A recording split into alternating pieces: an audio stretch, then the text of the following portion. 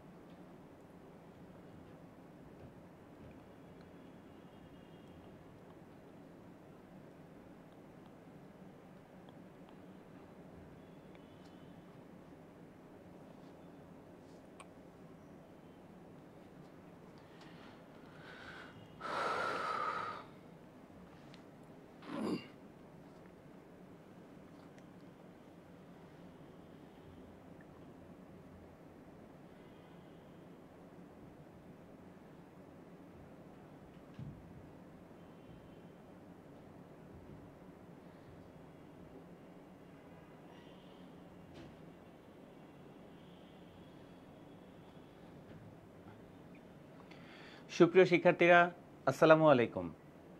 শুভ সন্ধ্যা।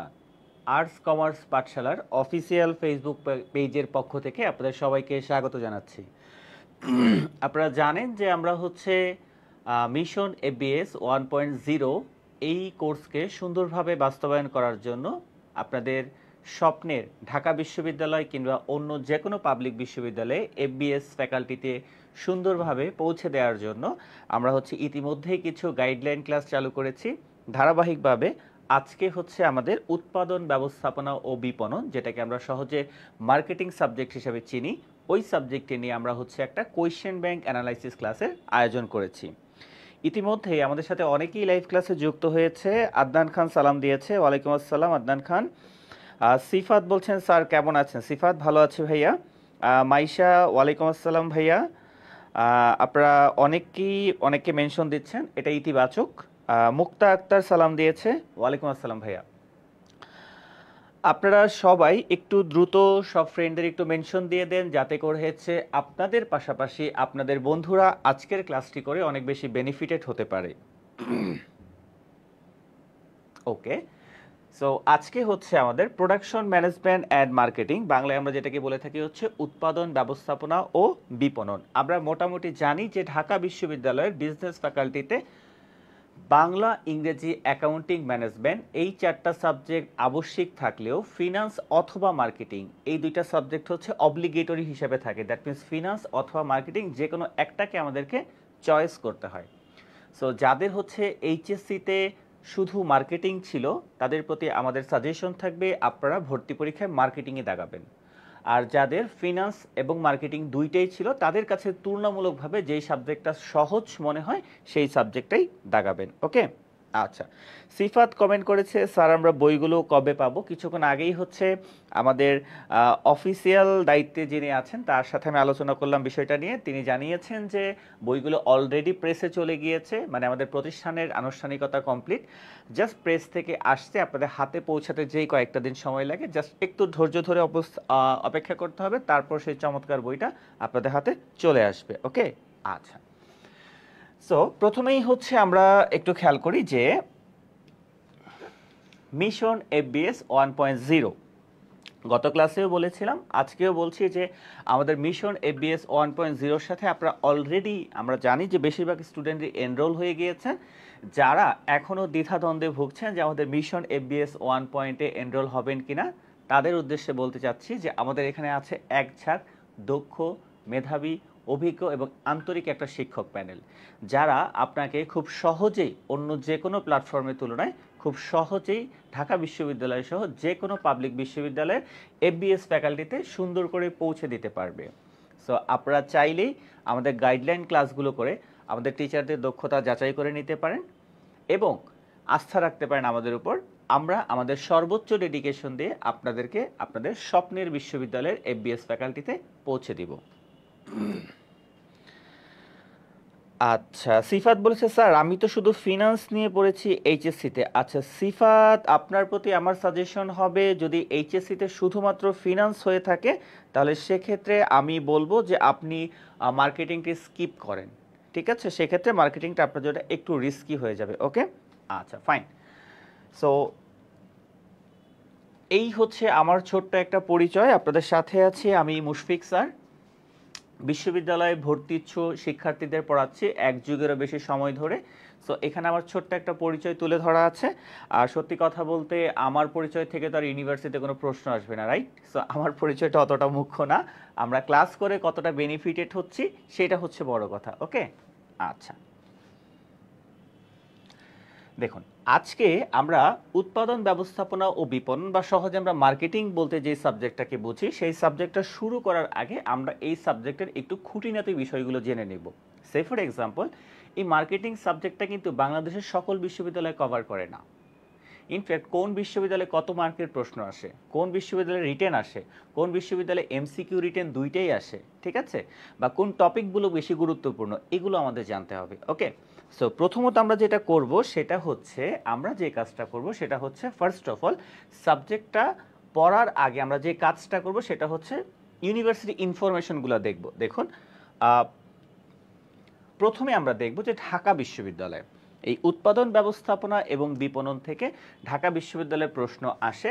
দেখুন, ঢাকা বিশ্ববিদ্যালয় হচ্ছে সি ইউনিটের অধীনে এই পরীক্ষাটা হয় এবং এমসিকিউ থাকে হচ্ছে 12টা এবং রিটেন থাকে হচ্ছে 8টা। তাহলে আমরা বলতে পারি ঢাকা বিশ্ববিদ্যালয়ের ভর্তি পরীক্ষায় মার্কেটিং থেকে আপনাকে টোটাল কয়টা কোশ্চেন ফেস করতে হবে? 20টা কোশ্চেন ফেস করতে হবে। এখন কথা হচ্ছে এমসিকিউ আর রিটেনের কি খুব বেশি পার্থক্য? আপনাদের সি ইউনিটের জন্য যারা সাবজেক্টিভ বিষয়গুলো আছে এটার জন্য একটা গুড নিউজ হচ্ছে এমসিকিউ আর রিটেনের কোনো পার্থক্য নাই। ইন এ ডিপ সেন্স আপনি যদি খেয়াল করে দেখেন একটা প্রশ্নের এমসিকিউতে প্রশ্নের সাথে 4টা অপশন থাকে আর রিটেনে কোনো অপশন থাকে না। এই হচ্ছে ব্যাপার, ঠিক আছে? সো আমরা যদি আমাদের বেসিকটা ধরে পড়ি, বুঝে বুঝে পড়ি, তাহলে দেখবেন এমসিকিউ রিটেন একই সাথে কভার হয়ে যাবে। ওকে, আচ্ছা সিলেবাসটা খেয়াল করব আমরা।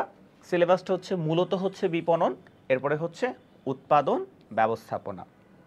এখন কথা আছে, আপনারা যদি বিগত 8 বছরের প্রশ্ন অ্যানালাইসিস করে দেখেন 2015 সাল থেকে শুরু করে, তখন খেয়াল করে দেখবেন যে 8 বছরের প্রশ্নের মধ্যে জাস্ট লাস্ট 2 বছরে, আই রিপিট লাস্ট 2 বছরে উৎপাদন ব্যবস্থাপনা থেকে প্রশ্ন এসেছে। দ্যাট মিনস এর আগে শুরুতে প্রথম 6 বছর বিপণন থেকে শুধুমাত্র প্রশ্ন আসতো। ওকে, সো আমরা বলতে পারি অলমোস্ট 80% প্রশ্ন আসবে কোথা থেকে? বিপণন থেকে, ঠিক আছে? আর রেস্ট অফ অল যে 20% আছে এই 20% আসবে কোথা থেকে? উৎপাদন থেকে। সো উৎপাদনটা আমরা যতটা বেশি না জোর দিয়ে পড়বো তার চেয়ে বেশি জোর দিয়ে পড়বো কি? বিপণন। ওকে, এরপরে আরো একটা বিশ্ববিদ্যালয় মার্কেটিং থেকে প্রশ্ন আসে, সেটা হচ্ছে রাজশাহী বিশ্ববিদ্যালয়। রাজশাহী বিশ্ববিদ্যালয় গত বছর থেকে লাস্ট বছর থেকে তারা আলাদা করে ফিনান্স এবং মার্কেটিং চালু করেছে, ঠিক আছে? দেখেন, এই রাজশাহী বিশ্ববিদ্যালয়ে পরীক্ষা হয় বি ইউনিটের অধীনে, তাদের কোনো লিখিত প্রশ্ন থাকে না, তাদের এমসিকিউতে প্রশ্ন থাকে কয়টা? 20টা, ঠিক আছে? সো এখানেও সিলেবাস হচ্ছে বিপণন এবং উৎপাদন ব্যবস্থাপনা। ইনফ্যাক্ট গত বছর উৎপাদন ব্যবস্থাপনা থেকে খুবই কম প্রশ্ন ছিল। সো আমরা এইখানেও ধরে রাখতে পারি বিপণন থেকে অলমোস্ট 80% কোশ্চেন আসবে আর উৎপাদন থেকে 20% কোশ্চেন আসবে। এই হচ্ছে মূলত, যদি আমরা হচ্ছে বিশ্ববিদ্যালয় ধরি, বিশ্ববিদ্যালয় মূলত ঢাকা বিশ্ববিদ্যালয় আর রাজশাহী বিশ্ববিদ্যালয় থেকে একদম কমপ্লিটলি অ্যাজ এ সাবজেক্ট হিসেবে মার্কেটিং থেকে প্রশ্ন আসে। আর আরেকটা বিশ্ববিদ্যালয় আছে সেটা হচ্ছে গুচ্ছভুক্ত বিশ্ববিদ্যালয়। তবে গুচ্ছভুক্ত বিশ্ববিদ্যালয়ে মার্কেটিং থেকে প্রশ্ন আসে, আমি আবার বলছি গুচ্ছভুক্ত বিশ্ববিদ্যালয়ে মার্কেটিং থেকে প্রশ্ন আসে, তবে সেটা মার্কেটিং সাবজেক্টের আন্ডারে না, সেটা হচ্ছে ম্যানেজমেন্ট সাবজেক্টের আন্ডারে, ঠিক আছে? ম্যানেজমেন্টে যে 35টা প্রশ্ন আসে গুচ্ছভুক্ত বিশ্ববিদ্যালয়ে, ওই 35টা প্রশ্নের মধ্যে 3 থেকে 4টা প্রশ্ন মার্কেটিং থেকে থাকে। সো যেটা আপনার এই ক্লাসের মাধ্যমে ইজিলি কভার হয়ে যাবে। আর লাস্টলি ঢাকা সেন্ট্রাল বিশ্ববিদ্যালয় প্রস্তাবিত নতুন একটা নাম, যেটাকে আমরা আগে জানতাম ঢাবি অধিভুক্ত 7 কলেজ। হ্যাঁ, ঢাবি অধিভুক্ত 7 কলেজ অ্যাকচুয়ালি টোটালি ঢাবির ফরম্যাটটা ফলো করে, জাস্ট ঢাবিতে রিটেন আছে আর ঢাবি অধিভুক্ত 7 কলেজের রিটেন নাই। ওকে, সো ওদেরও হচ্ছে এমসিকিউ থাকে কয়টা? 20টা এবং সিলেবাস সেম, বিপণন উৎপাদন ব্যবস্থাপনা, ঠিক আছে। সো এই ছিল মোটামুটি আমাদের ইউনিভার্সিটি সংক্রান্ত একটা বেসিক গাইডলাইন, যে কোন ইউনিভার্সিটিতে প্রশ্ন আসে, কত নাম্বারের আসে এবং কোন সিলেবাস থেকে প্রশ্ন আসে। আপনারা সবাই একটু কমেন্ট করে জানাবেন যে ইউনিভার্সিটির যে বেসিকটা আপনাদের বুঝিয়েছি এটা আপনারা প্রপারলি ধরতে পেরেছেন কিনা। কেমন? আচ্ছা, আদনান খান বলেছে ফিনান্স থেকে মার্কেটিং হার্ড আসে নাকি বিগত বছরে। আচ্ছা আদনান খান, আপনি খুব চমৎকার একটা প্রশ্ন করেছেন। সত্যি কথা বলতে আমরা যারা পড়াই, ঠিক আছে, বা আপনারা যারা পড়েন, আমরা আসলে কেউই বলতে পারবো না যে কোন বছর মার্কেটিং প্রশ্ন সহজ হবে আর কোন বছর ফিনান্স প্রশ্ন সহজ হবে। যেমন আপনারা যদি একটু কোয়েশ্চেন অ্যানালাইসিস করি, দেখবেন 2015 সালের থেকে ফিনান্স এবং মার্কেটিং প্রথম চালু হয়েছে ঢাকা বিশ্ববিদ্যালয়ে। এর আগে ফিনান্স মার্কেটিং ঢাকা বিশ্ববিদ্যালয়ে ছিল না। তো 2015 থেকে 16 সালে যে প্রশ্নটা হয়েছিল, ওই বছর মার্কেটিং খুবই টাফ কোশ্চেন হয়েছিল।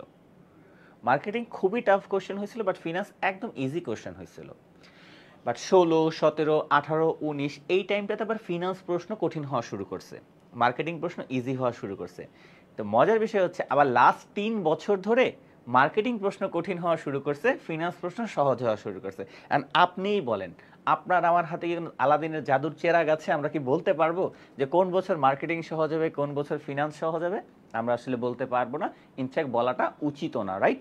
সো শুধুমাত্র যেই স্যার প্রশ্ন করবেন একমাত্র তিনিই বলতে পারবে যে প্রশ্ন সহজ হবে না কঠিন হবে। হ্যাঁ, আমরা যেটা আপনাদেরকে এনশিওর করতে পারবো সেটা হচ্ছে কি, আমাদের সর্বোচ্চ ডেডিকেশন দিয়ে প্রশ্ন যতই কঠিন হোক না কিসের জন্য, অন্তত 12টা প্রশ্নের মধ্যে 10 থেকে 11টা প্রশ্ন আপনার হাতের নাগালে আমরা এনে দিতে পারবো, যদি আপনার সেই ডেডিকেশনটা থাকে। ওকে, সো এই জন্য আমি সবসময় সাজেস্ট করি ফিনান্স সহজ না মার্কেটিং সহজ এটা আমরা মাথায় আনবো না। এইচএসসিতে আমি যেই সাবজেক্টটা পড়েছি আমি ওই সাবজেক্টে দাগাবো। আর যদি আমার দুইটাই থাকে ফিনান্স মার্কেটিং, সেক্ষেত্রে আমার যেটা ভালো লাগে আমি সেটা দাগাবো। বাট কখনোই এইচএসসিতে ফিনান্স থাকার পরও আমি অ্যাডমিশনে মার্কেটিং দাগাবো না, এটা একটা ভুল ডিসিশন। ওকে, আচ্ছা, তাসনিয়া বলছে ভাইয়া বই তো পেলাম না। তাসনিয়া ভাইয়া, অপেক্ষার প্রহর আপনাদের শেষ হতে যাচ্ছে, আমাদের বই অলরেডি প্রেসে চলে গিয়েছে, খুব শীঘ্রই আপনাদের হাতে পৌঁছে যাবে। ওকে, আচ্ছা। মাহাদি হাসান বলেছেন আসসালামু আলাইকুম ভাইয়া, কেমন আছেন? মাহাদি, ভালো আছি ভাইয়া, আপনি কেমন আছেন? আচ্ছা, ফাইন। সো এই ছিল হচ্ছে আমাদের মার্কেটিং সম্পর্কে একটা বেসিক আলোচনা, হ্যাঁ, মানে ইউনিভার্সিটি সম্পর্কে ইনফরমেশন। এরপরে আমরা হচ্ছে খেয়াল করব ইম্পর্টেন্ট কিছু হাইলাইটস। ইম্পর্টেন্ট হাইলাইটস বলতে এখানে বোঝানো হচ্ছে যে আমরা সত্যি কথা বলতে অ্যাডমিশন টেস্টে তো আমাদের ফুল সিলেবাস আছে, কিন্তু আসলেই কি ফুল সিলেবাস পড়ে আমরা পারবো? দেখুন, আপনি ইন্টারমিডিয়েটে 2 বছরে যে সিলেবাসটা পড়েছেন সেই সিলেবাসটা আপনাকে এখন অনলি 3 মাসে কমপ্লিট করতে হবে, রাইট? আমি অ্যাডমিশন টেস্টের স্টুডেন্টদের একটা কথা সবসময় বলি আমার অফলাইন পড়ানোর অভিজ্ঞতার আলোকে, যে ঢাকা ইউনিভার্সিটি সহ যে কোনো বিশ্ববিদ্যালয়ে চান্স পাওয়ার জন্য কোন টপিকটা পরীক্ষায় আসবে এটা জানা যতটা না গুরুত্বপূর্ণ, তার চেয়ে বেশি গুরুত্বপূর্ণ কোন টপিকটা থেকে পরীক্ষায় প্রশ্ন আসবে না। ওকে, সো এইটার জন্য আমাদেরকে কোশ্চেন ফাইন্ড আউট করতে হবে। এই জন্য আমরা একটা জিনিস খেয়াল করব, সেটা হচ্ছে কি, যে কোন চ্যাপ্টারের কোন টপিকগুলো বেশি গুরুত্বপূর্ণ। ঠিক আছে, আচ্ছা। আপনাদের জনপ্রিয় অ্যাকাউন্টিং স্যার জয়েন করেছে আমাদের ক্লাসে, আরিফুল ইসলাম বুলবুল। হ্যাঁ বুলবুল স্যার, ভালো আছি, আপনার ক্লাসে অনেক এনজয় করি, মিস করি আপনাদেরকে। ওকে, আগামীকাল কিন্তু আপনাদের বুলবুল স্যারের চমৎকার একটা ম্যানেজমেন্ট ক্লাস আছে, ওকে, কেউ মিস করবেন না। ওকে, ফাইন। সো আমরা ফার্স্ট অফ অল দেখবো ইম্পর্টেন্ট হাইলাইটস, মানে গুরুত্বপূর্ণ টপিকগুলো কী কী। হ্যাঁ, এইগুলো থেকে আজকে আমি আপনাদের যে টপিকগুলো দেখিয়ে দিয়ে যাব, আমি মূলত উৎপাদনের টপিকগুলো দেখাবো না, বিপণনের যে টপিকগুলো আছে, ইনফ্যাক্ট আপনাদের সেকেন্ড পেপারে আপনি জাস্ট এই টপিকগুলো যদি কভার করেন, আপনি অলমোস্ট 70% প্রশ্ন পরীক্ষায় এই টপিকগুলো থেকে আসবে। I repeat 70%। ওকে, সো এই টপিকগুলো আপনারা দেখে রাখতে পারেন, ইনফ্যাক্ট আপনারা চাইলে স্ক্রিনশটও নিয়ে রাখতে পারবেন। ঠিক আছে, যখন আমাদের মূল ক্লাস শুরু হবে আমাদের পেইড ব্যাচে রেগুলারলি রুটিন ওয়াইজ, তখন হচ্ছে এই টপিকগুলো একটু মিলিয়ে নেবেন, কেমন? ওকে, ফাইন। সো আমরা প্রথমেই হচ্ছে যে চ্যাপ্টারটা শুরু করব সেটা দেখেন যে বাজারজাতকরণের পরিচিতি। বাজারজাতকরণের পরিচিতি, দেখুন এই বাজারজাতকরণের পরিচিতির মধ্যে হচ্ছে বাজারজাতকরণের ধারণা, বেসিক যে ধারণা, বাজারজাতকরণের উদ্দেশ্য কি বা মূল উদ্দেশ্য কি বা কাজ কি, এখান থেকে প্রশ্ন আসে। বাজারজাতকরণের মতবাদ, 100% না 1000% শিওর থাকেন যে বাজারজাতকরণের মতবাদ থেকে প্রতি বছর ঢাকা বিশ্ববিদ্যালয়ে ভর্তি পরীক্ষায় একটা প্রশ্ন থাকেই। ওকে, বিপণনের কিছু মৌলিক ধারণা আছে, যেমন হচ্ছে প্রয়োজন, কোনটা অভাব, কোনটা চাহিদা। ঠিক আছে, চাহিদা থেকে ঢাকা বিশ্ববিদ্যালয়ে গত 8 বছরে অলমোস্ট তিনটা প্রশ্ন আসছে, ঠিক আছে? এগুলো একটু ভালোভাবে দেখে যাবে। দেন হচ্ছে বিসিজি ম্যাট্রিক্স, এইটা আপনাদের আসলে অ্যাডমিশনের সিলেবাসে ছিল না, ওকে, দুঃখিত, এইটা আপনাদের এইচএসসি সিলেবাসে ছিল না, বাট অ্যাডমিশনে এখান থেকে প্রশ্ন আসে। আজকে ক্লাস আমি আপনাদের একটু দেখিয়ে দিব। সো এইটা আপনাদের দেখতে হবে। সর্টের নাম মোটামুটি আপনারা শুনেছেন। সো এই চ্যাপ্টার থেকে মোটামুটি এই টপিকগুলো কভার করে গেলে আপনি ধরে রাখতে পারেন অলমোস্ট 90% প্রশ্ন আপনার এই চ্যাপ্টার থেকে কভার হয়ে যাবে, ওকে। আচ্ছা, নেক্সট হচ্ছে বাজারজাতকরণ পরিবেশ।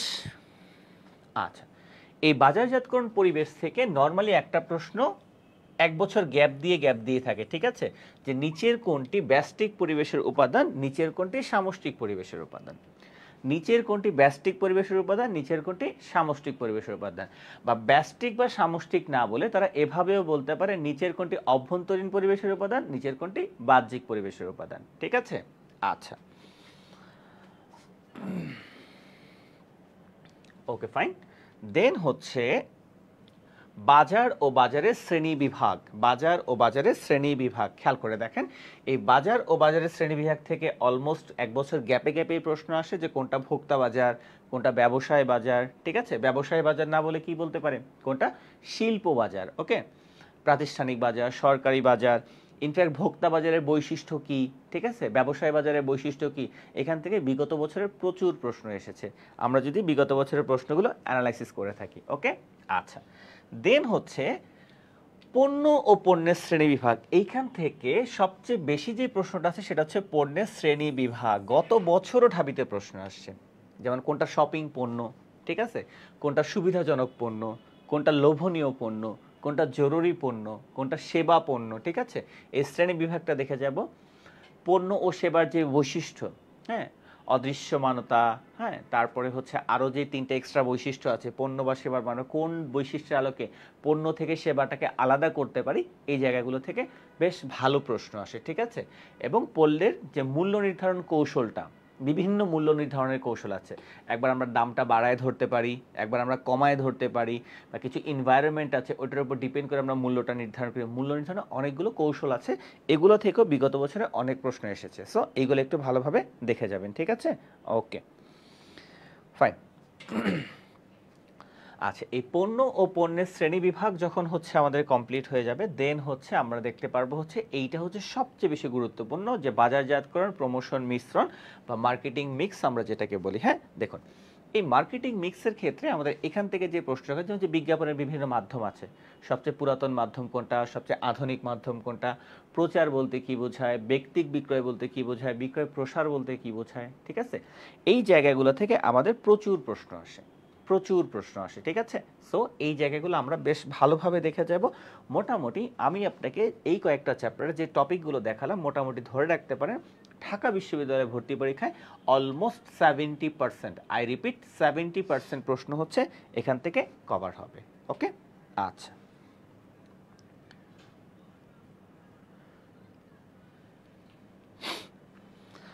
আচ্ছা, আপনারা একটু কমেন্ট সেকশনে জানাবেন যে আমি এতক্ষণ আপনার যে টোটাল যে গাইডলাইনটা দিয়েছি এতটুকু আপনারা বুঝতে পেরেছেন কিনা, ঠিক আছে। যদি আপনারা বুঝতে পেরে থাকেন তাহলে হচ্ছে আমি আজকে আপনাদের একটা চ্যাপ্টারের ছোট্ট কিছু অংশ পড়াবো, ঠিক আছে, যাতে করে আপনারা বুঝতে পারেন যে আমাদের সাথে জয়েন করলে আপনারা সহজে আস্থা রাখতে পারেন কিনা, আমাদের সাথে জয়েন করে আপনাদের বিপদগ্রস্ত হওয়ার কোনো সুযোগ আছে কিনা। আমরা আজকে একটা চ্যাপ্টার খুব ছোট্টভাবে আলোচনা করে বিগত বছরের প্রশ্নগুলো সলভ করব, যাতে করে হচ্ছে আমাদের মধ্যে একটা আস্থা সৃষ্টি হয় যে আমরা আর্টস কমার্স পাঠশালার সাথে মিশন এফবিএসে জয়েন করার মাধ্যমে আমরা হচ্ছে আমাদের স্বপ্ন পূরণের পথে এক ধাপ এগিয়ে আছি, ওকে। আচ্ছা,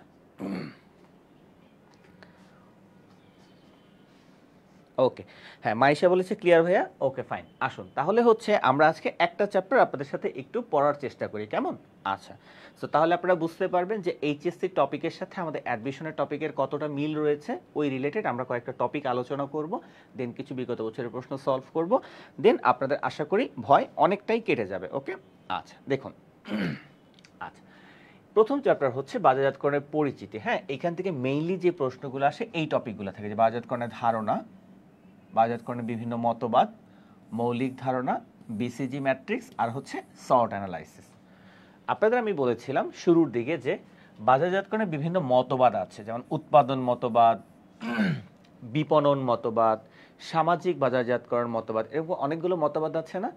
মোটামুটি ধরে রাখা যায় যে প্রতি বছর মতবাদ থেকে একটা প্রশ্ন থাকেই। ওকে, আচ্ছা, তাহলে আসুন আমরা মতবাদটি একটু আজকে পড়াশোনা করার চেষ্টা করি।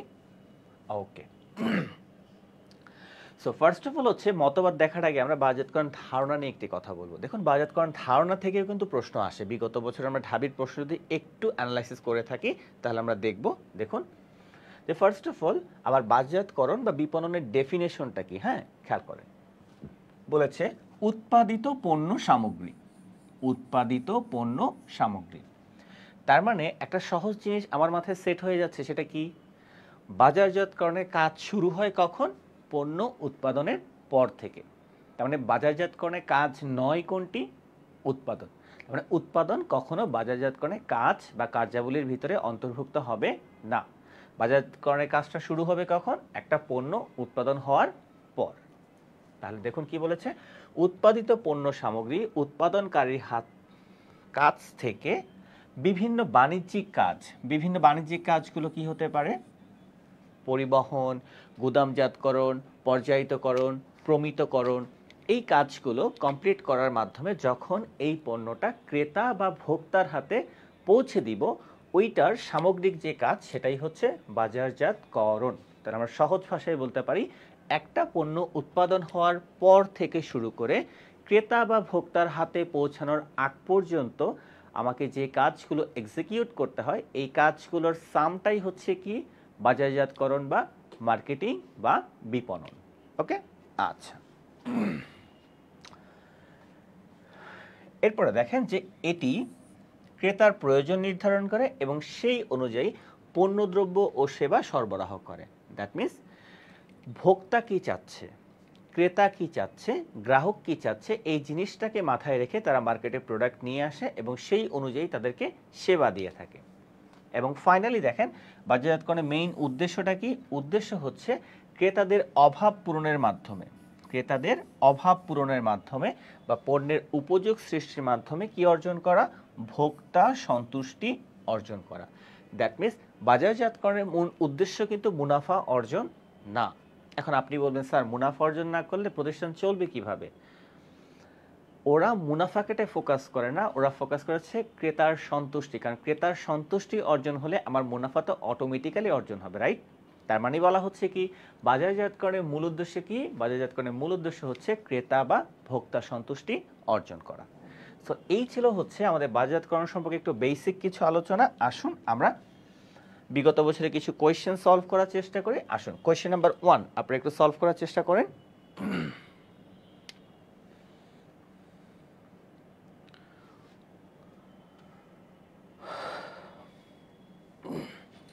আচ্ছা, মাইশা তারান্নুম অলরেডি হচ্ছে আমাদের সুন্দরভাবে একটু বুঝিয়ে দিছে যে পণ্য বা সেবার চাহিদা সৃষ্টি, ক্রেতা সম্পর্ক ব্যবস্থাপনা, এগুলোকে বাজারজাত করেন। হ্যাঁ মাইশা, আপনার কনসেপ্ট ঠিক আছে, তবে মার্কেটিংয়ের ক্ষেত্রে সাবধান, কনসেপ্টটা বুঝিয়ে আনসার করতে হবে। হ্যাঁ, কারণ পরীক্ষায় কখনো ডেফিনেশন আসবে না, ঠিক আছে? পরীক্ষায় কি আসবে? একটা ডেফিনেশনের ভিতরে যে কনসেপ্টটা থাকে সেই কনসেপ্ট থেকে হচ্ছে প্রশ্ন আসবে, কেমন? Okay fine. আসুন তাহলে আমরা 1 নম্বর কোশ্চেনটা অ্যান্সার করার চেষ্টা করি। দেখুন কি বলা আছে, দেখুন ঢাবি 15-16, মানে যেই বছর ঢাকা বিশ্ববিদ্যালয়ের প্রথম মার্কেটিং চালু হয়েছিল ওই বছরের প্রশ্ন হচ্ছে এটা, ঠিক আছে? তাহলে নাম্বার 1 প্রশ্ন কি বলা হচ্ছে, বাজারজাতকরণের মুখ্য উদ্দেশ্য কি? বাজারজাতকরণের মুখ্য উদ্দেশ্য কি? আচ্ছা, একজন কমেন্ট করেছে, দেখরা মাহমুদুল কমেন্ট করেছে এ নাম্বার। আচ্ছা ঠিক আছে, আমি বাকিদের জন্য একটু ওয়েট করে দেখি বাকিরা কি বলে। হুমায়রা হাবিব সাদিয়া বলছে ই নাম্বার, মাইশা তারান্নুম বলছে এ নাম্বার, রাকিব বলছে হচ্ছে ডি নাম্বার। এখনো পর্যন্ত মাত্র একজন সঠিক উত্তর দিয়েছেন আর বাকিরা ভুল উত্তর দিয়েছেন, ঠিক আছে? এবং সঠিক উত্তর যিনি দিয়েছেন সে হচ্ছে হুমায়রা হাবিব সাদিয়া। আপনি একমাত্র কারেক্ট আনসার দিয়েছেন, যে কারেক্ট আনসার হচ্ছে কি, ক্রেতা সন্তুষ্টি বিধান করে মুনাফা অর্জন করা। খেয়াল করেন, মুনাফা অর্জন করা কিন্তু এ নাম্বারে ছিল, এই এ নাম্বারের ভিতরেরটা কিন্তু ইতে অলরেডি ইনক্লুড করে দেওয়া আছে, খেয়াল করেছেন? ইভেন আমি একটু আগে যখন বেসিকটা বুঝিয়েছি, কি বুঝিয়েছি, যে মুনাফা তো আমার অর্জন করতে হবেই, নাহলে তো আমার প্রতিষ্ঠান আগাবে না, তাই না? কিন্তু ক্রেতা যদি সন্তুষ্ট হয় মুনাফা তো আমার অটোমেটিক্যালি কভার হবে, রাইট? সো এই যে এ নাম্বার, বি নাম্বার, ঠিক আছে, সি নাম্বার, এগুলো আলটিমেটলি বাজারজাতকরণের কাজ কাজ কিন্তু আলটিমেটলি এগুলা কিন্তু মূল ফোকাস না, বরঞ্চ এই তিনটা কাজ যদি সুন্দরভাবে সম্পন্ন হয় তবেই কিন্তু ক্রেতা সন্তুষ্টি অর্জন হয়। আর পণ্য উৎপাদন তো কখনোই বাজারজাতকরণের কাজের ভিতরে পড়ে না। সো কারেক্ট আনসার হচ্ছে ই নাম্বার। ওকে, আচ্ছা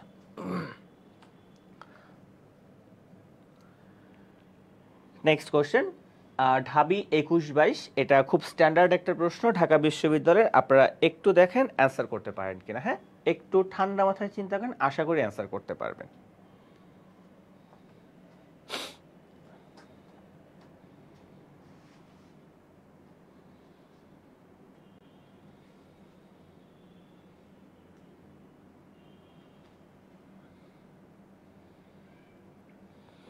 বিপণনে কোনটিকে সবচেয়ে বেশি গুরুত্ব দেওয়া হয়? বিপণনে কোনটিকে সবচেয়ে বেশি গুরুত্ব দেওয়া হয়? আচ্ছা, রাকিব কমেন্ট করেছে হচ্ছে সি নাম্বার। ওকে ফাইন, দেখি বাকিরা কি বলে।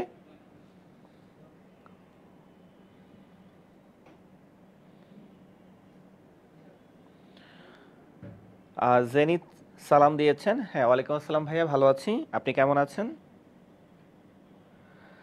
আচ্ছা হ্যাঁ, রাকিব আপনাকে বলছি, হ্যাঁ রাকিব, তারপর হচ্ছে আমজাদ হোসাইন, অপূর্ব ঘোষ, আর এনিওয়ান, মাইশা তারান্নুম। হ্যাঁ, আপনারা প্রত্যেকেই কারেক্ট অ্যান্সার দিয়েছেন যে সবচেয়ে বেশি গুরুত্ব দেওয়া হয় কাকে?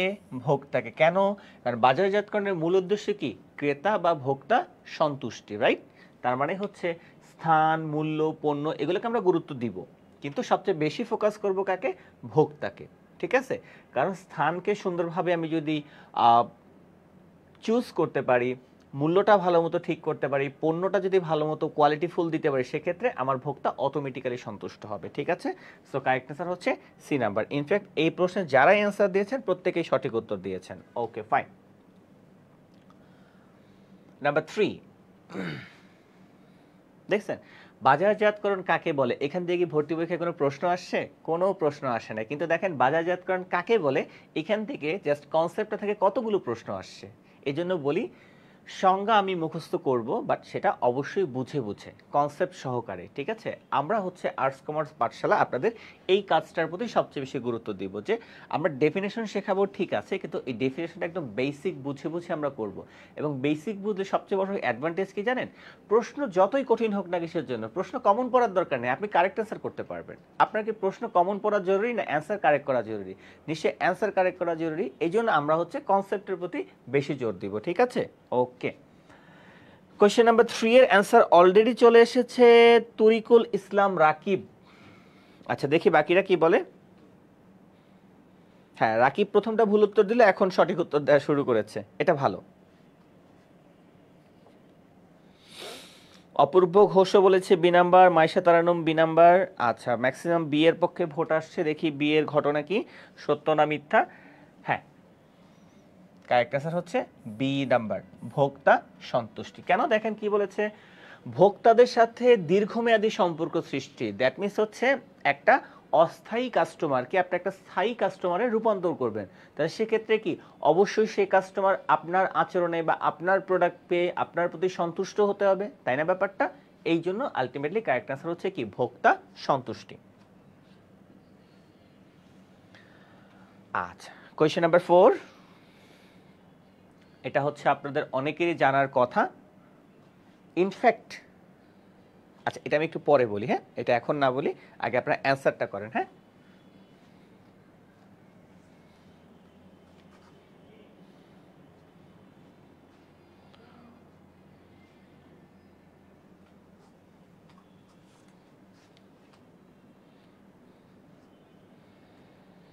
আচ্ছা একজনের ওয়াইফাই চলে গিয়েছে, পরে হচ্ছে আমাদের পেজ লাইভটা থাকবে, দেখে নিতে পারবেন। হ্যাঁ, আচ্ছা তরিকুল ইসলাম রাকিব বলেছে হচ্ছে বি নাম্বার, দেখি বাকিরা কি বলেন। হ্যাঁ, রাহাত বলছে বি নাম্বার, ফাইন।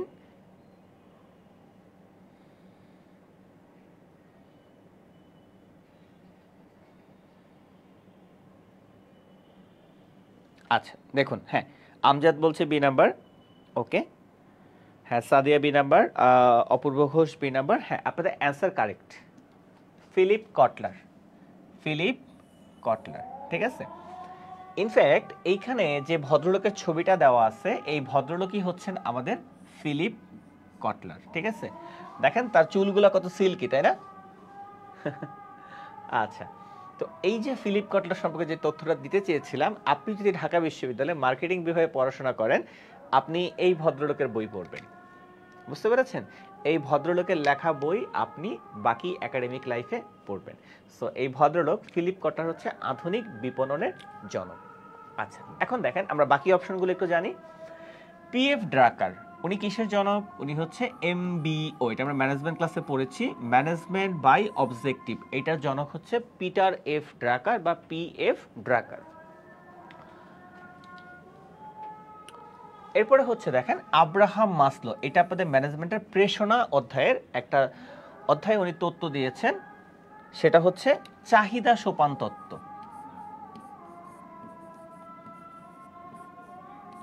আমি প্রত্যেকটা অপশন অ্যানালাইসিস করার উদ্দেশ্য কিন্তু একটাই, কি সেটা হচ্ছে যাতে করে এই বাকি ভদ্রলোকগুলোর নাম থেকে যদি প্রশ্ন আসে কখনো, তাতে যাতে আপনারা অ্যান্সার করতে পারেন। চাহিদা সোপান তত্ত্ব। আচ্ছা, তো বাকি হচ্ছে সিন আবার লেস্টার ওয়ান্ডারম্যান। লেস্টার ওয়ান্ডারম্যান, আচ্ছা এইখানে অ্যান্সারটা আমাদের বি না হয়ে সি হতে পারতো। কখন জানেন? যদি বলতো কি আধুনিক বিপণনের জনক, এই কথাটা না বলে কি বলতো কি জানেন? আধুনিক, এইটার পাশে একটা গ্যাপ দিয়ে একটা কথা অ্যাড হইতো, সেটা কি? সেটা হচ্ছে সরাসরি। তার মানে আধুনিক সরাসরি বিপণনের জনক। সরাসরি বিপণনকে আমরা ইংলিশে বলে থাকি হচ্ছে ডিরেক্ট মার্কেটিং। তার মানে হচ্ছে আধুনিক ডিরেক্ট মার্কেটিং এর জনক হচ্ছে এই লেস্টার ওয়ান্ডারম্যান। লেস্টার ওয়ান্ডারম্যান, ঠিক আছে? সো এই অ্যানালাইসিসগুলো একটু ভালোভাবে বুঝে রাখবেন, তাহলে ফিউচারে এই ফিলিপ কটলার না এসে লেস্টার ওয়ান্ডারম্যান থেকে যদি প্রশ্ন আসে আপনারা অ্যান্সার করতে পারবেন। ওকে, আচ্ছা আচ্ছা, তাহলে দেখছেন একটা সংজ্ঞা যে পণ্য উৎপাদন হওয়ার পর থেকে শুরু করে ভোক্তার হাতে পৌঁছে দেওয়ার আগ পর্যন্ত কাজগুলোর সমষ্টি হচ্ছে বাজারজাতকরণ। এই সিম্পল দুইটা লাইন থেকে আমাদের কতগুলো প্রশ্ন আসছে দেখছেন। সো আবারও বলি, কনসেপ্টের প্রতি মনোযোগী হন, মুখস্থ করতে যাবেন না, ঠিক আছে? আচ্ছা, এবারে আমরা হচ্ছে আরেকটা জনপ্রিয় টপিক দেখব, মানে জনপ্রিয় এই দৃষ্টিকোণ থেকে যেখান থেকে আমার প্রতি বছরই ঢাকা বিশ্ববিদ্যালয়ের প্রশ্ন থাকে। যে আরেকটা জনপ্রিয় টপিক হচ্ছে বিপণনের বিভিন্ন মতবাদ। সবগুলো মতবাদ আমি আপনাদেরকে দেখাবো না, আজকে একদম প্রথম মতবাদটা আপনাদেরকে দেখাবো। সেটার নাম কি? সেটার নাম হচ্ছে উৎপাদন মতবাদ। উৎপাদন মতবাদ, ঠিক আছে? আচ্ছা দেখুন, উৎপাদন মতবাদ থেকে সবচেয়ে কমন যে প্রশ্নটা আসে সেটা কি? বাজারজাতকরণের সবচাইতে প্রাচীন, সবচাইতে প্রাচীন বা সবচাইতে সনাতন বা সবচাইতে সর্বপ্রথম বা সবচেয়ে পুরাতন মতবাদ কোনটি? সেটা হচ্ছে উৎপাদন মতবাদ, ঠিক আছে? আচ্ছা, এটা গেল প্রথম কথা। এরপরে দেখেন আমরা দেখব যে এই উৎপাদন মতবাদের মেইন থিমটা কি। মেইন থিমটা হচ্ছে ভোক্তারা ওই ধরনের পণ্য অধিক পছন্দ করে যেটা সহজে প্রাপ্য এবং দামে সস্তা। তার মানে একজন ভোক্তা ওই পণ্যটাই সবচেয়ে বেশি পছন্দ করে যে পণ্যটা তার হাতের নাগালে আছে, রাইট? যে পণ্য তার হাতের নাগালে আছে এবং যে পণ্যটা তার ক্রয়সীমার মধ্যে বা দামে সস্তা। উৎপাদন মতবাদ বলছে যে পণ্যটা হাতের নাগালে মানুষের থাকে এবং হচ্ছে দাম কম হয়, মানুষ ওই পণ্যটা বেশি পছন্দ করে। সত্যি কথা বলতে আসলেই তো তাই, আমরা বাঙালিরা সস্তা পণ্য বেশি খুঁজি না? খুঁজি কি না? তাহলে এটা সবচেয়ে পারফেক্ট এক্সাম্পল হচ্ছে প্রাণ। খেয়াল করে দেখবেন মার্কেটে প্রাণের এমন কোনো পণ্য নাই যে সেটা মার্কেটে নাই। আপনি রান্নাঘরের আইটেম থেকে শুরু করে, ঠিক আছে, যে কোনো আইটেম খেয়াল করবেন যে প্রাণের পণ্যগুলো কিন্তু বাজারে সবচাইতে বেশি অ্যাভেলেবেল এবং প্রাণের পণ্যগুলো অন্য যে কোনো কোম্পানির পণ্যের চেয়ে যথেষ্ট দাম কম। তো এটা হচ্ছে তাদের একটা স্ট্র্যাটেজি যে যেই পণ্যটা মানুষের হাতের নাগালে থাকবে এবং যেই পণ্যটা কি সহজে পাওয়া যাবে এবং দামও কম হবে, মানুষ ওই পণ্যটাকে বেশি পছন্দ করবে। উৎপাদন মতবাদের কনসেপ্ট হচ্ছে যেই পণ্যটা সহজে প্রাপ্য এবং দামে সস্তা, ঠিক আছে? আচ্ছা, তিনি বলছে এই মতবাদ অনুসারে প্রতিষ্ঠানের উচিত অধিক পণ্য উৎপাদন করা এবং পণ্য বিক্রয়ের পদক্ষেপ গ্রহণ করা। কারণ দেখুন যদি অনেক বেশি পণ্য উৎপাদন না করে, অনেক বেশি পণ্য যদি উৎপাদন না করে, তাহলে ওই পণ্যের সাপ্লাই কমে যাবে, আর তখন পণ্যগুলো মানুষের হাতের নাগালে থাকবে না। যেখানে আমাদের মূল থিমটাই কি, সহজে প্রাপ্য, মানে দোকানে গেলেই ওই প্রোডাক্টটা বললেই আমি পাবো। সো এই ছিল হচ্ছে আমাদের উৎপাদন মতবাদের একদম বেসিক থিম। আমি আরেকটু সামারি করছি। এটা হচ্ছে সবচেয়ে পুরাতন মতবাদ। এটার মেইন থিম হচ্ছে ওই পণ্যই মানুষ সবচেয়ে বেশি পছন্দ করে যেটা হচ্ছে একদম হাতের নাগালে পাওয়া যায় এবং দামে সস্তা হয়। সো উৎপাদন মতবাদের মেইন কনসেপ্ট সহজে প্রাপ্য এবং দামে সস্তা। এবং এটা কোনটাকে বেশি জোরদার করে? অধিক উৎপাদনকে জোরদার করে। কারণ অধিক উৎপাদন করলেই হচ্ছে মার্কেটে আমার জিনিসটা ছড়িয়ে যেতে সহজ হবে এবং মানুষ সেটা সহজেই হাতের নাগালে পাবে। সো এইটা ছিল হচ্ছে উৎপাদন মতবাদের আমার একদম বেসিক আলোচনা। আসুন দেখুন আমরা এই বেসিক আলোচনা থেকে বিগত বছরে কি কি প্রশ্ন এসেছে। কোয়েশ্চেন নাম্বার 5, এটা আপনাদের সবারই পারার কথা, এটা নিয়ে আমি হচ্ছে আর সময় বাড়াবো না। সেটা হচ্ছে কি, সবচেয়ে পুরাতন মতবাদ কি? উৎপাদন মতবাদ। সবচেয়ে পুরাতন মতবাদ হচ্ছে উৎপাদন মতবাদ। এখানে আমি বলেছি পুরাতন না বলে বলতে পারতো কি, সবচেয়ে সনাতন। সবচেয়ে সনাতন, বা এটা না বলে কি বলতে পারতো, সবচেয়ে প্রাচীন।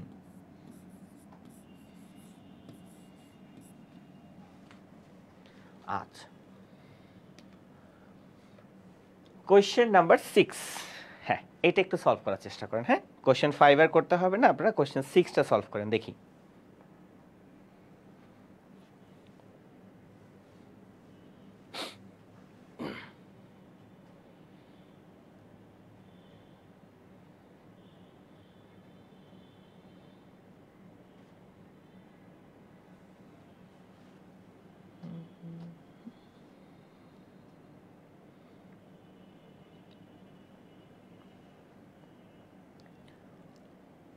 বলা হয়েছে বাংলাদেশে ব্যবসায়ের ক্ষেত্রে কোন মতবাদটি সবচেয়ে বেশি ব্যবহার করা হয়? বাংলাদেশে ব্যবসায়ের ক্ষেত্রে কোন মতবাদটি সবচাইতে বেশি ব্যবহার করা হয়? আচ্ছা, রাহাত কারেক্ট অ্যান্সার দিয়েছে সর্বপ্রথম। হ্যাঁ, নাফিজও কারেক্ট অ্যান্সার দিয়েছেন।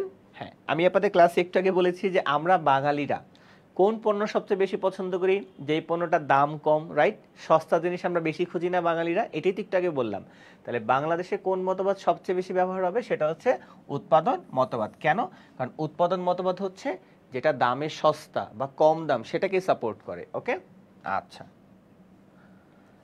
কোয়েশ্চেন নাম্বার 7, মানে উৎপাদন মতবাদ থেকে যদি একটি স্ট্যান্ডার্ড কোশ্চেন ধরে থাকেন তাহলে এইটা হচ্ছে একটা স্ট্যান্ডার্ড কোশ্চেন। 2017-18 প্রশ্ন। অপূর্ব ঘোষ, সাদিয়া আপনারা কারেক্ট অ্যান্সার দিয়েছেন। ওকে ফাইন, আমরা হচ্ছে কোশ্চেন নাম্বার 7 এবার সলভ করব।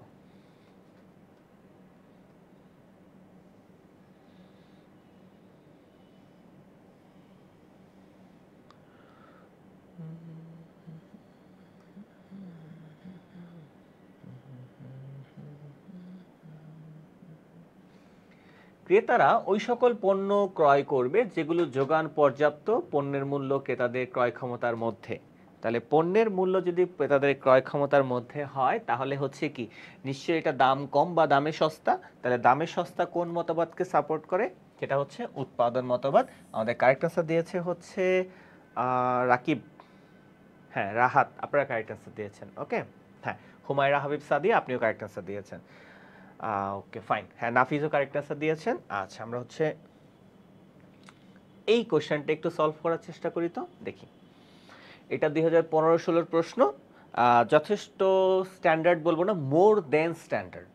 ঠিক আছে, যে আমি বললাম না যে 15-16 প্রশ্নটা একটু হার্ড হয়েছিল, এই যে হার্ড প্রশ্নের একটা নমুনা এখানে তুলে ধরা হয়েছে। ওকে, আচ্ছা, সো দেখি সবার আগে এই 8 নম্বরের কারেক্ট আনসারটা কে দিতে পারে? সবার আগে 8 নম্বরের কারেক্ট আনসারটা কে দিতে পারে?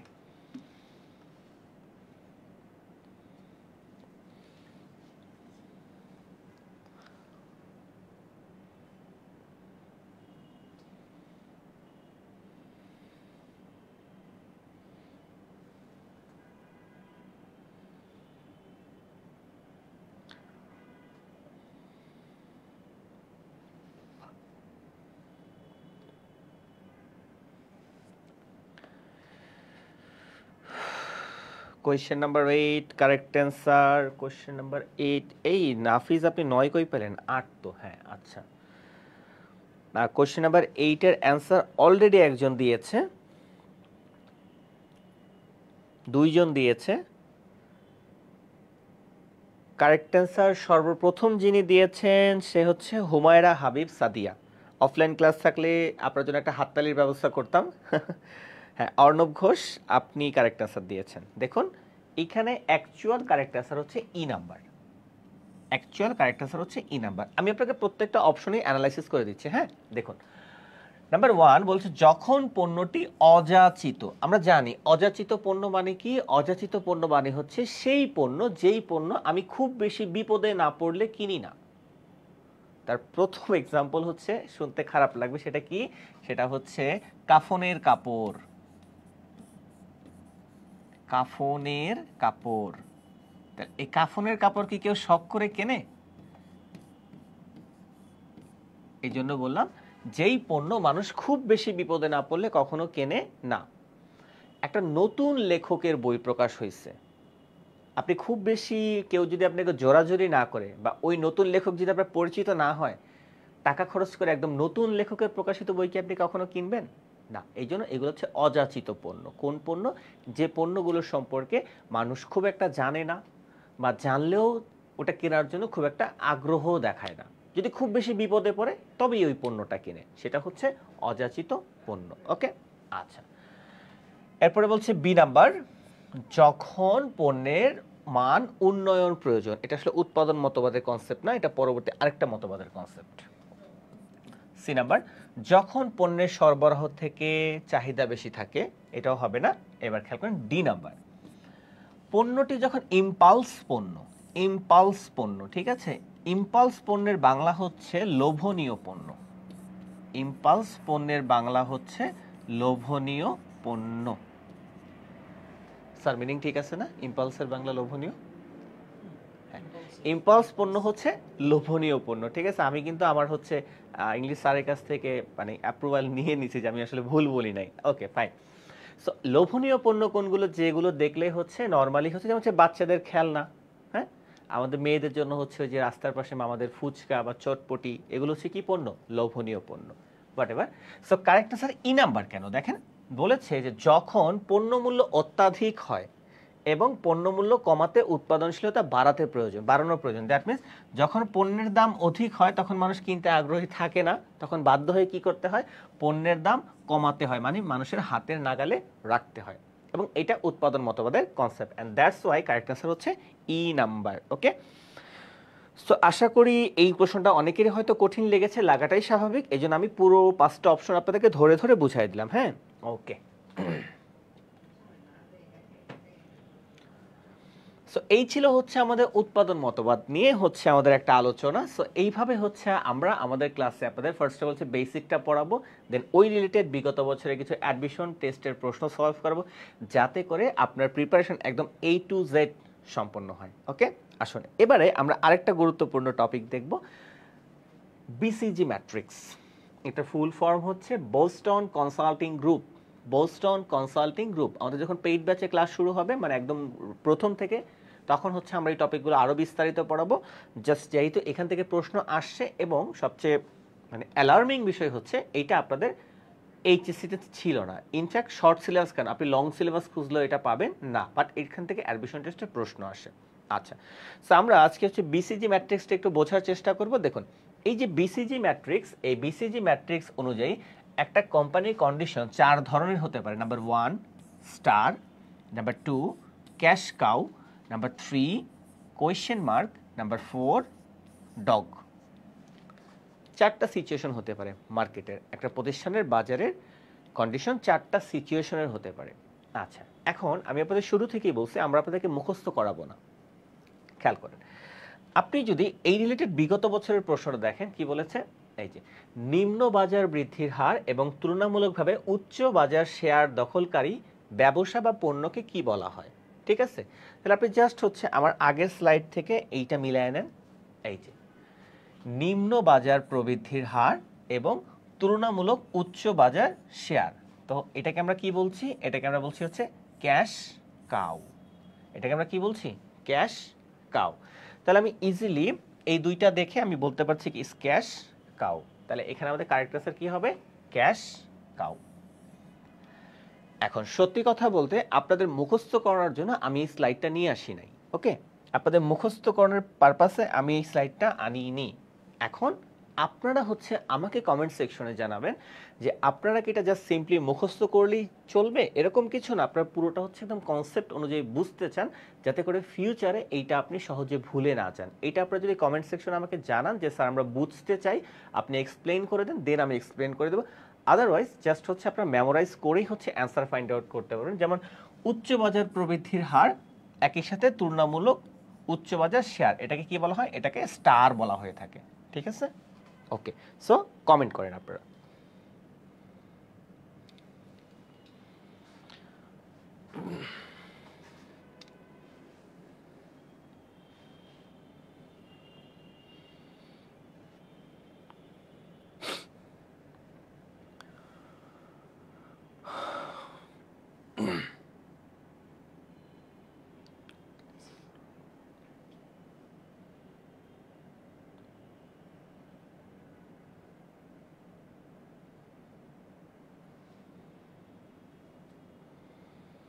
ওকে ফাইন, অপূর্ব ঘোষ আগ্রহ প্রকাশ করেছে, ফাইন, ও আপনি বুঝতে যাচ্ছেন। দেখি বাকিরা কি বলে। আপনারা যদি শুধু মেমোরাইজ করে পার পেতে চান, ওয়েল, আর যদি বুঝতে চান হচ্ছে আমি আপনাদের একদম প্র্যাকটিক্যাল এক্সাম্পল দিয়ে বুঝিয়ে দিচ্ছি। ইনফ্যাক্ট সত্যি কথা বলতে এই গ্রিডগুলো যদি আপনি বুঝে না পারেন আপনি মনে রাখতেই পারবেন না, ওকে? আচ্ছা ফাইন। আচ্ছা হ্যাঁ, সাদিয়া আগ্রহ প্রকাশ করেছে, রাহাত তো আগ্রহ প্রকাশ করেছে, ফাইন। আমি জানি আপনারা সবাই আগ্রহ প্রকাশ করবেন, কারণ আপনারা যেহেতু আমাদের প্ল্যাটফর্মে যুক্ত হয়েছেন, আপনারা যথেষ্ট মেধাবী স্টুডেন্ট। আপনারা যথেষ্ট মেধাবী স্টুডেন্ট, জাস্ট আপনাদের মেধাটা একটু সুন্দরভাবে কাজে লাগালেই আমরা আমাদের দক্ষতার পরিচয় দিয়ে আপনাদের সুন্দর করে আপনাদের স্বপ্নের এফবিএস ফ্যাকাল্টিতে পৌঁছে দিয়ে আসবো, ওকে? দেখুন, তাহলে আমরা হচ্ছে যদি এইভাবে এক্সপ্লেইন করি, দেখুন প্রথম পোর্শনটা, হ্যাঁ, আমরা হচ্ছে এখানে তো মূলত চারটা পার্ট, একটা হচ্ছে স্টার, একটা হচ্ছে ক্যাশ কাউ, একটা হচ্ছে কোয়েশ্চেন মার্ক, একটা হচ্ছে ডগ, ঠিক আছে? আমরা ইন্ডিভিজুয়ালি একটা একটা স্লাইড ধরে আলোচনা করব, কেমন? দেখুন, তো ফার্স্ট অফ অল হচ্ছে আমরা আলোচনা করব কি নিয়ে? স্টার নিয়ে। কি নিয়ে? স্টার নিয়ে, ঠিক আছে? খেয়াল করেন, স্টারের বৈশিষ্ট্য কি? এদের বাজার যে প্রবৃদ্ধির হারটা আছে, বাজার যে প্রবৃদ্ধির হারটা আছে সেটা হচ্ছে উচ্চ, এবং এদের যে বাজার শেয়ারটা হয় সেটাও হচ্ছে উচ্চ, ঠিক আছে? তাহলে আমরা খেয়াল করলাম যে স্টারের বৈশিষ্ট্য কি? স্টারের বাজার প্রবৃদ্ধির হারও বেশি হবে এবং বাজার শেয়ারের পরিমাণও কি হবে? বেশি হবে। আর একটু সহজ ভাষায় যদি বলি, এই যে দেখেন এইখানেও কিন্তু বাজার প্রবৃদ্ধির হার আছে, খেয়াল করছেন? তাহলে বাজার প্রবৃদ্ধি কখন হয়? বাজার প্রবৃদ্ধি তখনই আপনার বাড়বে যখন আমার কি বাড়বে? প্রচার বা প্রচারণা বাড়বে। প্রচার বা প্রচারণা বাড়বে, ঠিক আছে? আচ্ছা, এবার আমরা খেয়াল করি, এই যে এখানে হচ্ছে বাজার শেয়ার, এখানেও কিন্তু বাজার শেয়ার আছে, রাইট? তাহলে আমার বাজার শেয়ার কি? বাজার শেয়ার দিয়ে কি বোঝানো হচ্ছে? বাজার শেয়ার দিয়ে বোঝানো হচ্ছে আমার কাকে? বাজার শেয়ার দিয়ে বোঝানো হচ্ছে আমার মুনাফাকে। বাজার শেয়ার দিয়ে আমি কাকে বোঝাচ্ছি? মুনাফাকে বোঝাচ্ছি, ঠিক আছে? তাহলে দেখো সহজ ভাষায় আমরা কি বলতে পারি? যারা স্টার তাদের প্রচার হচ্ছে উচ্চ এবং তাদের মুনাফাটাও কি হচ্ছে? উচ্চ। আমরা সহজ ভাষায় বলতে পারি যাদের প্রচারণাও বেশি তাদের মুনাফাটাও বেশি। এই ধরনের মার্কেট সিচুয়েশনকে বলা হয় কি? স্টার। তারা হচ্ছে মার্কেটের কারা? তারা হচ্ছে মার্কেটের স্টার। এই জন্য তাদের কি বলা হয়ে থাকে জানেন? তাদেরকে বলা হয়ে থাকে হচ্ছে মার্কেট লিডার। মার্কেট লিডার, বেশি প্রচারণা প্লাস বেশি মুনাফা। সবাই একটু কমেন্ট করে বলেন তো স্টারটা বুঝতে পেরেছেন কিনা?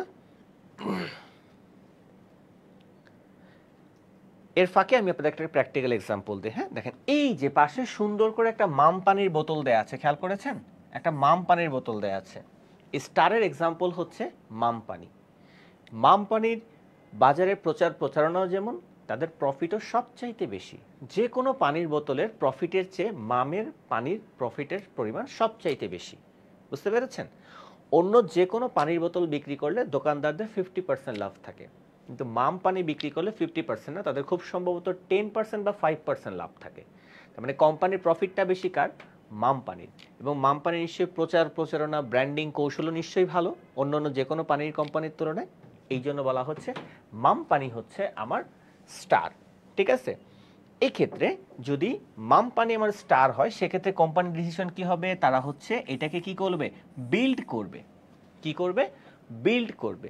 দ্যাট মিনস হচ্ছে বিল্ড করা মানে কি? বিল্ড করা দিয়ে বোঝানো হচ্ছে তারা হচ্ছে মার্কেটে আগে যে পরিমাণ প্রচার প্রচারে বিনিয়োগ করতো এটা তারা কি করবে? এটা তারা হচ্ছে কন্টিনিউ করবে। ওকে, আচ্ছা। Second, cash cow. হ্যাঁ, ক্যাশ কাউর বৈশিষ্ট্যটা কি দেখেন, সেম ভাবে এই যে বাজার প্রবৃদ্ধির হার, এটাকে আমি কি ধরছি? এটাকে আমি ধরছি হচ্ছে প্রচার বা প্রচারণা। আর এই যে বাজার শেয়ার, এটাকে আমি কি ধরছি? এটাকে আমি ধরছি হচ্ছে মুনাফা।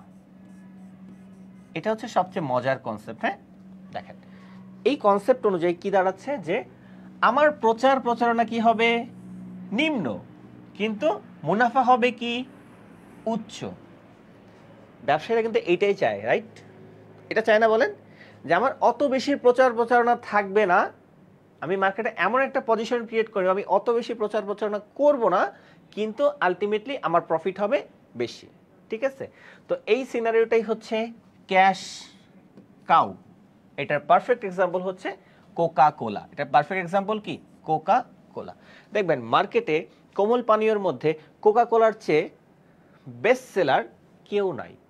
কোকা কোলার সেল সবচাইতে বেশি, রাইট? কিন্তু কোকা কোলার কি আপনি অত বেশি প্রচার প্রচারণা দেখেন যেটা অন্য কোমল পানীয়রা করে? অন্যান্য কোমল পানীয়র বিজ্ঞাপনের তুলনায় কোকা কোলার কোমল পানীয় বিজ্ঞাপন খুব একটা নাই, বাট কোমল পানীয় মানেই হচ্ছে কি? কোকা কোলা। ওকে, সো এই ক্ষেত্রে এটাকে তারা কি করবে? কোম্পানি হোল্ড করবে, মানে কি করবে? ধরে রাখবে। তারা তাদের এই বিনিয়োগটা এখানে কি করবে? ধরে রাখবে। So cash cow clear? একটু কমেন্ট করেন ক্যাশ কাউ ক্লিয়ার।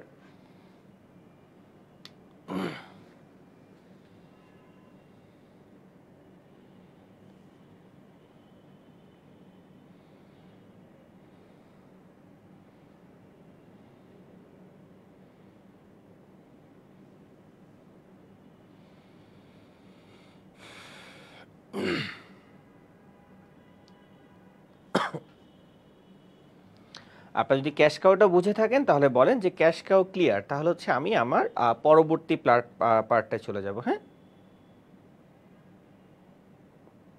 আচ্ছা ফাইন। এখন দেখুন আমরা এবারে যাব হচ্ছে কোয়েশ্চেন মার্ক। কোয়েশ্চেন মার্ক দেখেন, কোয়েশ্চেন মার্কের বৈশিষ্ট্যটা কি? আচ্ছা, কোয়েশ্চেন মার্কের বৈশিষ্ট্য হচ্ছে কি? এই তো, রাইট? আমি কি বলেছিলাম যে প্রবৃদ্ধি আসে কোথা থেকে? প্রচার থেকে। আর বাজার শেয়ার হয় কিভাবে? মুনাফা থেকে, রাইট? আচ্ছা, তাহলে আলটিমেটলি কি দাঁড়াচ্ছে দেখেন, এইখানে কি দাঁড়াচ্ছে যে আমার প্রচার প্রচারণা হচ্ছে উচ্চ। আমার প্রচার প্রচারণা কি? উচ্চ, কিন্তু আমার মুনাফা হচ্ছে কি? নিম্ন। তার মানে আমি কি? হতাশ। হতাশ না? হতাশ হওয়াটাই তো স্বাভাবিক। যেখানে কোকা কোলা মানে হচ্ছে আমার এই ক্যাশ কাউ কি করলো? তাদের প্রচার প্রচারণা কি ছিল? নিম্ন, বাট মুনাফা ছিল কি? উচ্চ। সে জায়গায় তাদের হলো উল্টা সিচুয়েশন, রাইট? যে প্রচার প্রচারণা উচ্চ আর প্রফিটটা হচ্ছে নিম্ন। এরা কারা? এরা হচ্ছে এই যে এরা, এই যে এরা দেখেন, মিরিন্ডা, পেপসি, ফান্টা, স্প্রাইট, ঠিক আছে, থামস আপ। আপনারাই বলেন কোকা কোলা যতটা আগ্রহ নিয়ে কেনেন আপনারা, এইগুলোকে এতটা আগ্রহ নিয়ে কেনেন না। কোমল পানীয়তে কোকা কোলার যে পরিমাণ সেল আছে এদের কিন্তু অতটা সেল নাই, ঠিক আছে? কিন্তু দেখবেন কোকা কোলার চেয়ে এদের বিজ্ঞাপন কিন্তু বেশি। কোকা কোলার চেয়ে এদের বিজ্ঞাপন বেশি। সো এই জন্য এদের কোম্পানিতে যে কাজটা করে সেটা কি করবে? তারা কি করবে? হারভেস্ট। তাদের অবস্থাটা কি হবে? হারভেস্ট। হারভেস্ট বলতে তারা বোঝাচ্ছে যে তারা এই প্রতিষ্ঠানটা থেকে আলটিমেটলি পরবর্তীতে আর কোনো বিনিয়োগ করবে না। মানে বিনিয়োগ তারা এখানে আর কন্টিনিউ করবে না। তারা পরবর্তীতে এই প্রচার প্রচারণাতে যে পরিমাণ অর্থ ব্যয় করতো সেটা তারা ব্যয় করবে না। ওকে, সো যদি কোয়েশ্চেন মার্ক বুঝে থাকেন তাহলে একটু কমেন্ট করবেন sir question mark clear. Question mark clear, just এটা একটু কমেন্ট করবেন। হ্যাঁ, তাহলে হচ্ছে আমি পরবর্তী স্লাইডে চলে যাব।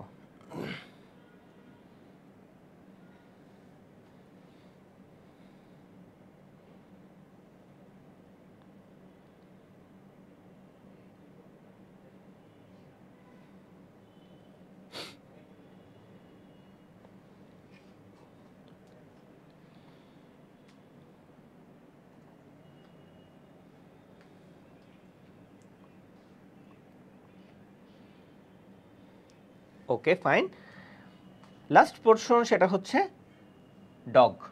ডগের বৈশিষ্ট্য কি দেখেন আপনারা? ডগের বৈশিষ্ট্য হচ্ছে এই যে বাজার প্রবৃদ্ধি, দ্যাট মিনস হচ্ছে প্রচার,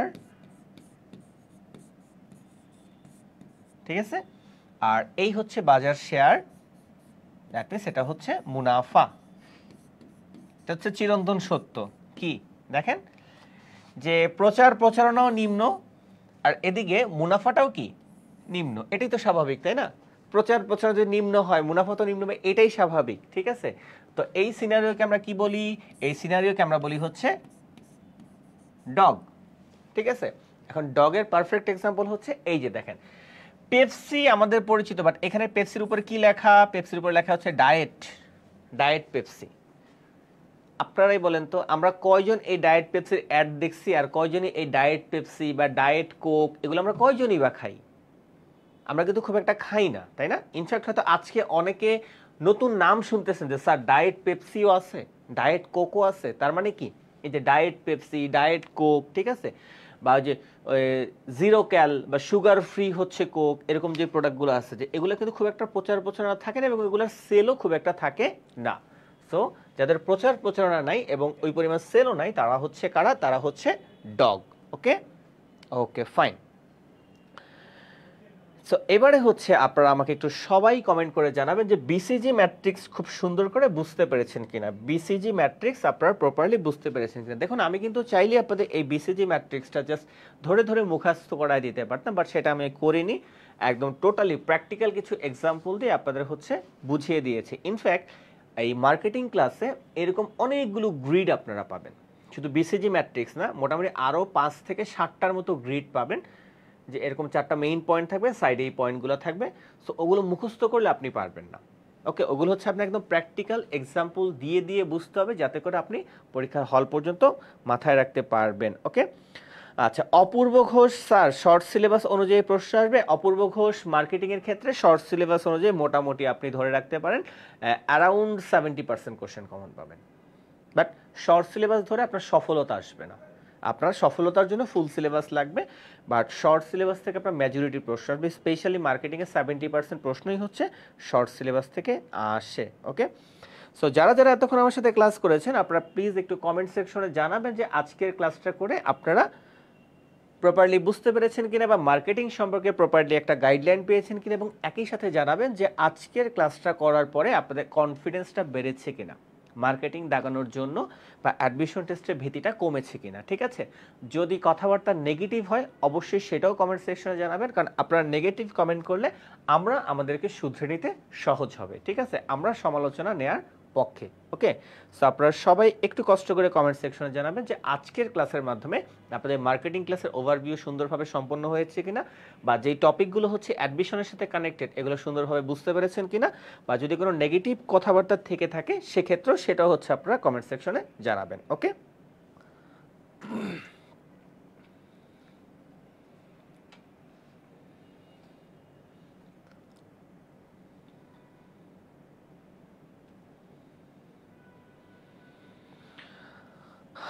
আচ্ছা, সাদিয়া কমেন্ট করেছে জি ভাইয়া বুঝতে পেরেছি। Okay fine. অপূর্ব ঘোষ অনেক ভালো ক্লাস, আসলে অনেক ভালো ক্লাস, এটা আপনাদের জন্য, কারণ আপনাদের ডেডিকেশন ছিল, আপনাদের বেসিক ভালো ছিল, আপনাদের পার্টিসিপেশন ভালো ছিল, এই জন্য হচ্ছে আপনাদের ক্লাসটা করে ভালো লেগেছে। সত্যি কথা বলতে এইটার ক্রেডিট আমাদের না, এইটার ক্রেডিট হচ্ছে আপনাদের।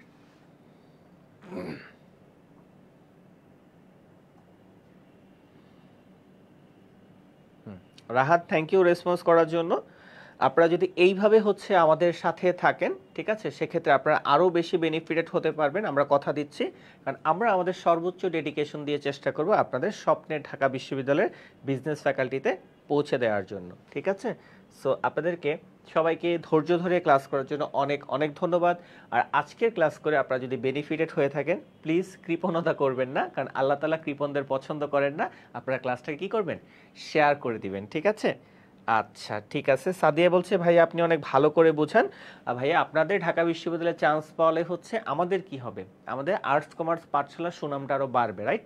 সো আপনি যেহেতু একই সাথে যেহেতু ঢাকা বিশ্ববিদ্যালয়ে যেতে পারছেন, এটা আপনার প্লাস পয়েন্ট। আর আমরা আপনাকে চান্স পাওয়ানোর মাধ্যমে আমাদের প্ল্যাটফর্মটা সবার কাছে আরও সুন্দরভাবে পরিচিত করতে হবে, এটাও আমাদের প্লাস পয়েন্ট। সো আপনার চান্স পাওয়াটা আপনার জন্য যতটুকু জরুরি, ইনফ্যাক্ট আপনাকে চান্স পাওয়ানো আমাদেরও খুব ততটুকুই জরুরি, ঠিক আছে। সো আমরা বললাম এজন্য যে আমরা আমাদের সর্বোচ্চ ডেডিকেশন দিয়ে আপনাদের জন্য চেষ্টা করে যাব, ওকে। সো আবারও হচ্ছে আমাদের মিশন এফবিএস এ যারা হচ্ছে এনরোল হননি তাদের হচ্ছে আহ্বান জানাবো, আমাদের ক্লাসগুলো দেখে আপনারা দ্রুত এনরোল করে ফেলেন, কারণ কিছুদিনের মধ্যেই হচ্ছে আমাদের মিশন এফবিএস এর একটা ওরিয়েন্টেশন ক্লাস শুরু হবে, এর মাধ্যমেই হচ্ছে আমরা কিছুদিনের মধ্যে মূল ক্লাসে চলে যাব।